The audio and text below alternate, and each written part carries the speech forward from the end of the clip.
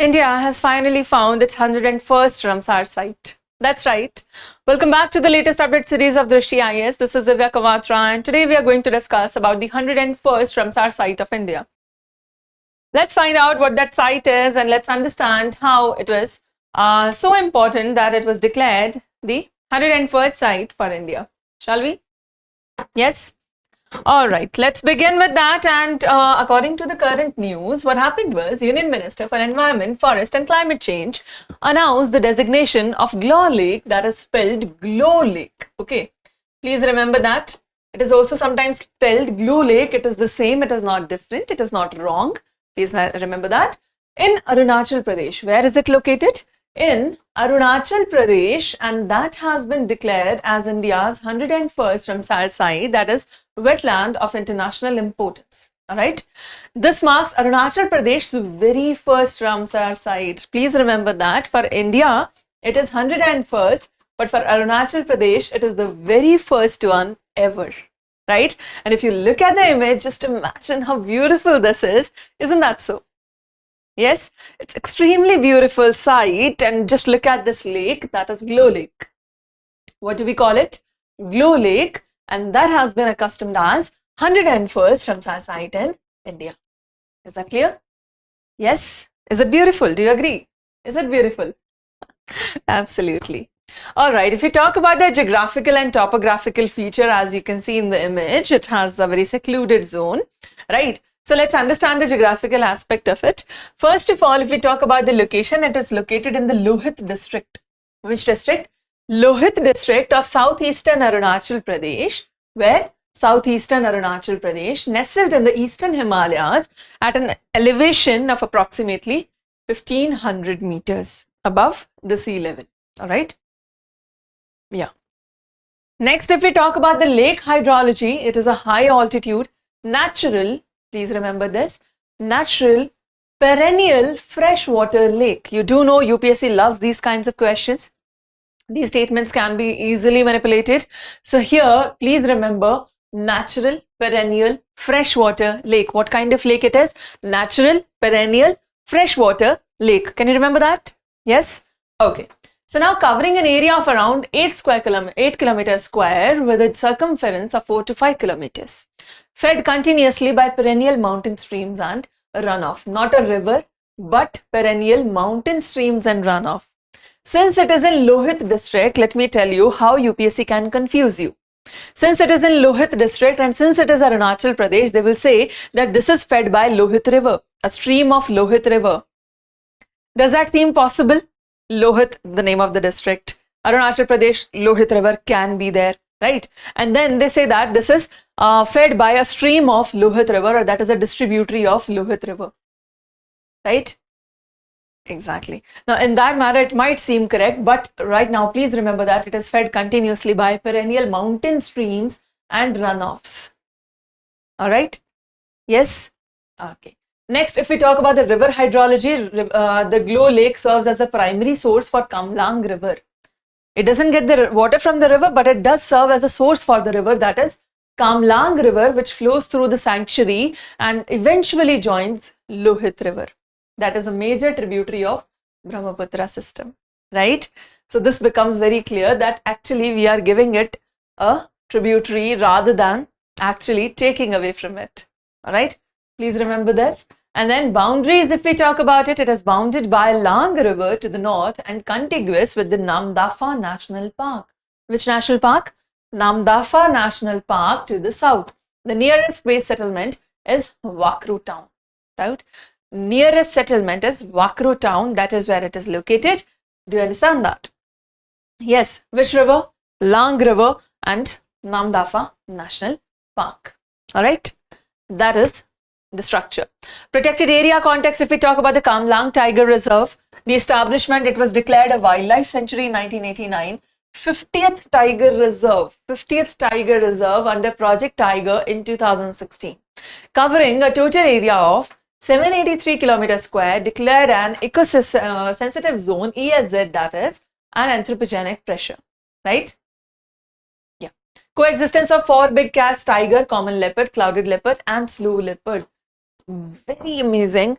Please remember this fact. Tiger, common leopard, clouded leopard and snow leopard are found here. Alright. Contiguity, if we talk about it, is a crucial ecological corridor continuing with Namdafa to the south. In continuation, you will follow Namdafa as well. Alright. Yeah. If we talk about the biodiversity and ecological significance, we'll be able to understand here that in terms of flora or vegetation profile, the floral diversity is 150 tree species, 49 orchid species are there. What kind of forests are found here? Tropical wet evergreen forest in the lower valleys. In the lower valleys, what do we have? Tropical wet evergreen forest to subtropical broadleaf forest and bamboo groves in the higher peaks. Clear? So we have two varieties here in the lower peaks and the higher peaks. Lower peaks have wet evergreen and higher peaks have subtropical varieties. Clear? In terms of fauna, mammals we have seen Mishmi takin, red panda, Bengal snow loris are all found here. In terms of avifauna, that is avidiversity, great hornbill, red hornbill, black stork are all found here. Alright? Yeah.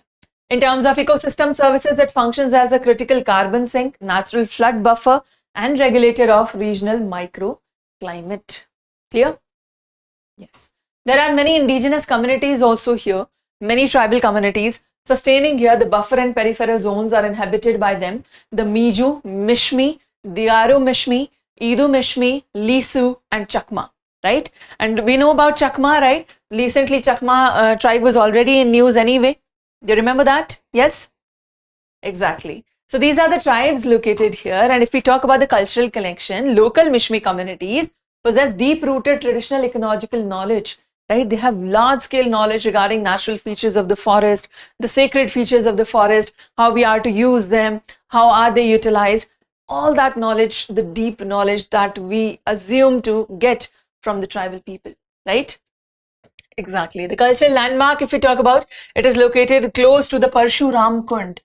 Parshuram Kund is located nearby. That is a historical pilgrimage site at the lower reaches of Lohit River. Okay.